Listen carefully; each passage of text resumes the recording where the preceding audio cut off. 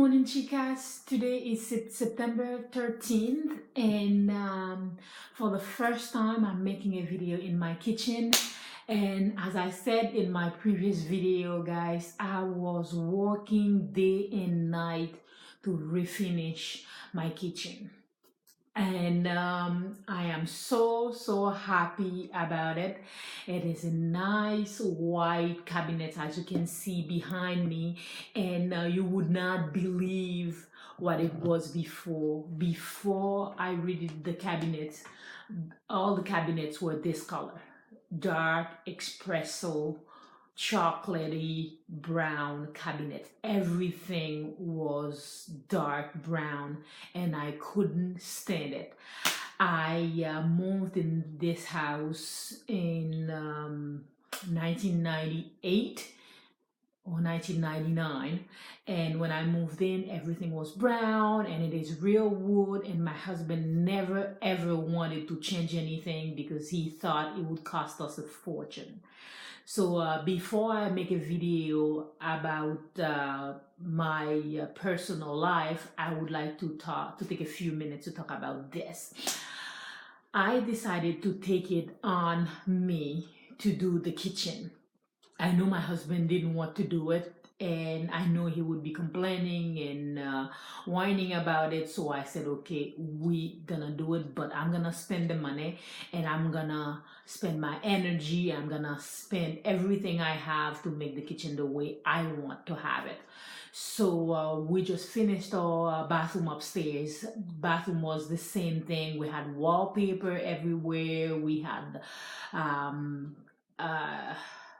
area rug on top of an ugly ceramic tiles that was made in the 70s, and I ripped everything out, and I had somebody to come and install an engineer floor, which is really beautiful gray color. I really like it. And right after that, we started taking down the cabinet's door and started sanding. And I gotta tell you guys, if you want to do something like that, I suggest you do it, because at the end, the end result is amazing. But to do anything like that, before you start, you have to do your research. You have to know that it is going to take you a long time and a lot of work and a lot of energy. So you cannot expect to redo your whole kitchen by yourself and do it in 1 or 2 days or over a weekend. Forget about that. If you're gonna do it over a weekend, it is not gonna turn out the way you want it. So we took at least 3 or 4 weeks to sand the cabinet, because something that was so dark, it was not painted, it was real wood, and we had those cabinets up here since the 1980s, so grease and everything was on the doors. Even though when you clean it every day, it's not the same thing as when you take the doors down to clean them. It was greasy, it was black, it was dirty, it was, I mean, nothing you want in your house. So we took them down. My husband gave me a great help by degreasing them, by sanding them.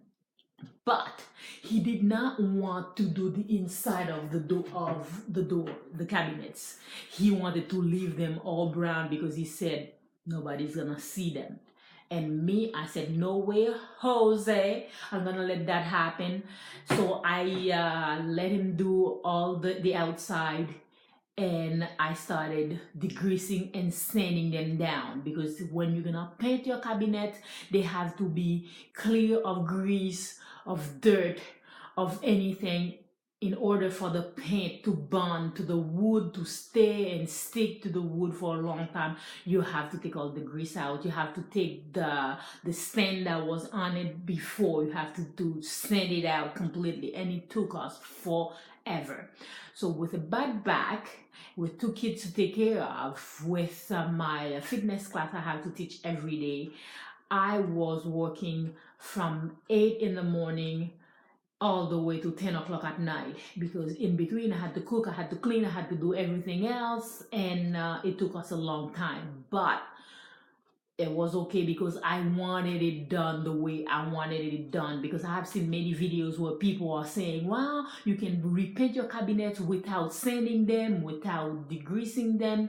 I didn't want to do that. Many people have done it, and I don't know. I don't live in their house, so I don't know how it turns out.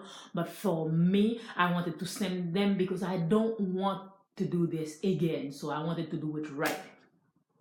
So if you're thinking of doing it, guys, I suggest you do your research. You spend the time on finding out exactly how to do it, because I called somebody to come and have a look at them, to have a painter to paint them, and he wanted $2,500 to paint the cabinet, to send them down and to paint them. And I said, okay, with that $2,000 I can get myself a nice fridge with it, so I don't want to pay that. So I said, I'm gonna do it by myself. And he was giving me the dance. He was telling me, oh, it's beautiful wood, why do you want to paint it? You know, I called you for a job. I don't call you for your opinion. If you can do it, you do it. If you don't do it, don't come and give me the dance about the wood. I know it's nice wood, but you know, many people are saying, oh, I don't understand how people would repaint nice wood. That is your problem, not mine, because I wanted to go with white, and many people said, "Why? Well, why don't you just go and have them, you know, white? Go to the hardware stores. They can reinstall nice white cabinets." The white cabinets they have now, they are all pressed wood. It is the kind of thing, if you have a hole in them and a little bit of water dripped in them, it will start to bubble. It's not hardwood. So I wanted to keep my cabinets the way they are, with nice hardwood, and then refinish them. So right after I finished sanding them, I started priming them with a primer. Primer. I found when you prime them, the paint will stick, really will stick to the primer. So I did at least 3 coats of primer. And let me tell you guys, it was a mess in this house. I had things everywhere on my table. We didn't have a place to sit and eat for 4 weeks. For 4 weeks, we did not have a place to sit down and eat. My kids were eating in their rooms, were eating in the living room, but I wanted it done, and I wanted it done properly. So after I did the primer, I started painting. And painting, I gave maybe 1 or 2 coats. No, I gave at least 2 coats. Some places I gave 3 coats because it's the place where you touch all the time. I wanted it to be really nice and have a good coat of paint. And painting took me forever because I have a big deck, and I lay them on the deck on a piece of whatever shower curtain I had, and started painting them. And remember, guys, you paint the front, and you have to paint the back. In order to paint the back, the front has to dry, so it takes a long time. And thank God I bought the kind of paint it dries within 15-20 minutes, and still 15-20 minutes is a long time. So every time I finish one, I start another one, and after 15 minutes I turn the other one on the other side, and I kept on going. It was a tedious job, I gotta tell you. So I remember on a Saturday the weather was cloudy, and they didn't say it was supposed to rain, and I started painting at about 8 o'clock in the morning. And right after I gave my second coat, and it started pouring, and I had about 31 pieces of doors and stuff outside, the drawers, everything was outside, and it started pouring. And I had to rush outside, bring them out inside on the floor and all that. It was a mess, and I wanted to cry because you could see the drop of the rain on top of the wet paint. I wanted to cry, but I was determined to finish it. So I laid them on my kitchen floor, and they stayed there for about an hour. They dried, and I had to give them another coat because I wanted to cover the splash of the rain on the doors. And thank God it stopped raining that day, and I put everything back outside the next day, and I started to give them a clear coat. You give them a clear coat just because grease and everything, your handprints, your fingerprints are on them all the time. So you want to be able to just take a piece of cloth to clean it, because if you don't put a clear coat on them, it's when you clean and clean and clean, you're gonna start wearing the paint. So that's why I did at least 3 or 4 clear coat on top of them, and ta-da!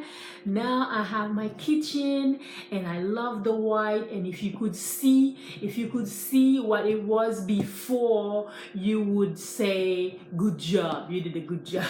Because I've been telling myself that the whole time. I did a good job, and I like it very, very much.